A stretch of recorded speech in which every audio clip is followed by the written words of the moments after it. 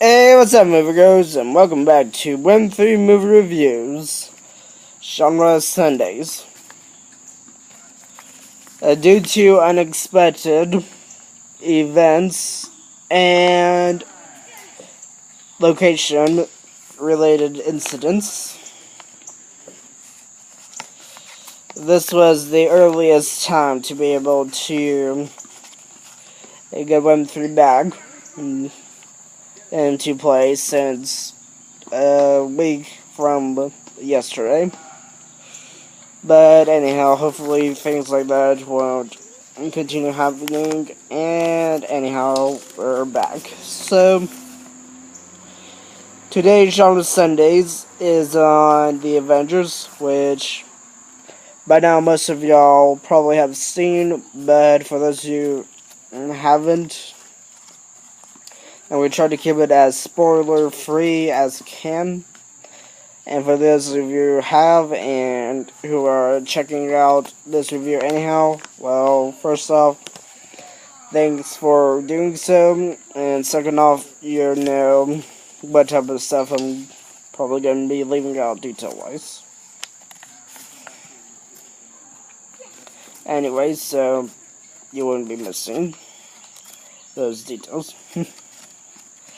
Anyhow, The Avengers is directed by Joss Whedon. Don't really know how to pronounce that. It stars Robert Downey Jr. as Iron Man, Chris Evans as Captain America, Mark Ruffalo as both Dr. David Banner and the Hulk, Chris Hemsworth as Thor, Scarlett Johansson as the Black Widow, Jeremy Renner as Hawkeye, Samuel L. Jackson as Nick Fury, and Tom Hiddleston as Loki.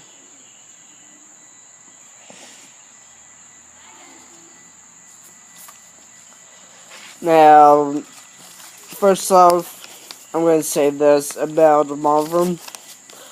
I think that, and this actually does tie into the Avengers, but I think that superhero movie-wise, they're doing a whole lot better than DC Comics, as DC Comics does have various directors doing relatively well, with some movies amongst the others who haven't, and also at least one being a little bit of a mix. Did well at box office, but personal opinion, didn't do really well movie-wise, and are trying to force very soon on, without much main superhero characters' backstories shown in movies, a team-up movie.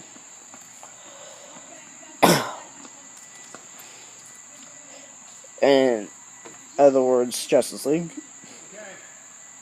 It comes sooner, even though there's some superheroes that they could do a good background story that they haven't touched upon yet. But Marvel,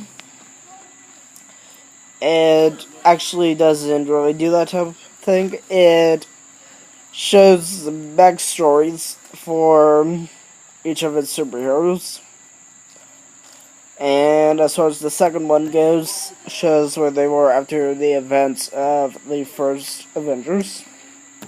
And before the first Avengers, introduces the superheroes, and at least in the case of Robert Downey Jr.'s character Iron Man, a couple of movies before the first one, so it shows how his character progresses.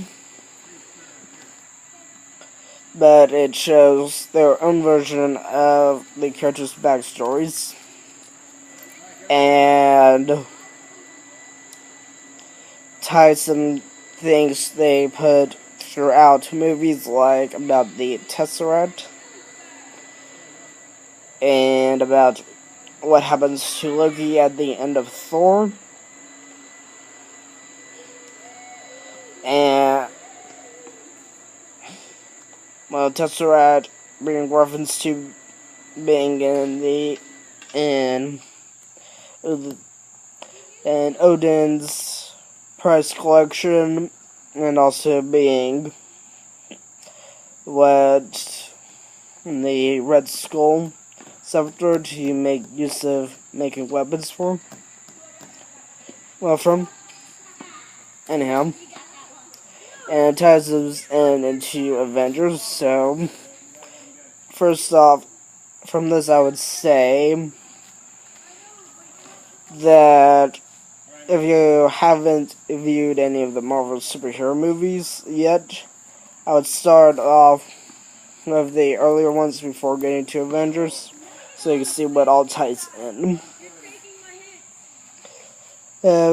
As well as show about characters' backstories and where they are by the time of the Avengers.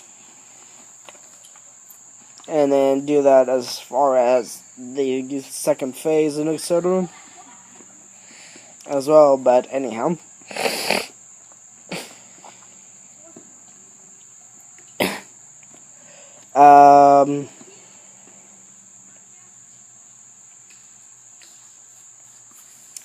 And second off, I did mention about the thing with the Tesseract. That's one of the things with the Tesseract being able to be used to be weaponized, and that being tried to do in Captain America: First Avenger by the Red Skull, and also about, but as far as the thing with with Loki, well, a little bit of a spoiler here for Thor, but not as big. After the events, Thor, he falls down through an event created by the destruction of the Bifrost. Just the teleporter type thing on Asgard. And when he arrives on the other side, he meets up with the Chitauri, which have a big role. As an alien race that has a big role in the Avengers.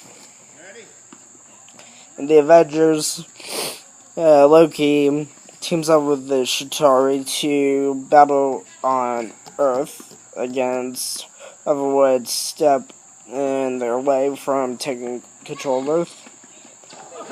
And Loki hopes that he'd be made king, and in exchange he would give the Chitauri the Tesseract. So he teleports to Earth through portal-like capabilities of the Tesseract, which he ignites on one end, and it gets through to the other while it's being tested on. From the end credits scene of Thor, and cause some distraction, getting all that he needs in order to get the Tesseract ready for the Chitauri to do the battle. And with a battle imminent, Nick Fury gets together the Avengers, finds them and gets them trained and etc. And gets them trying to figure out how they can stop Loki before he unleashes the war. And all this leads, of course, up to the war of them versus Loki and the Chitauri.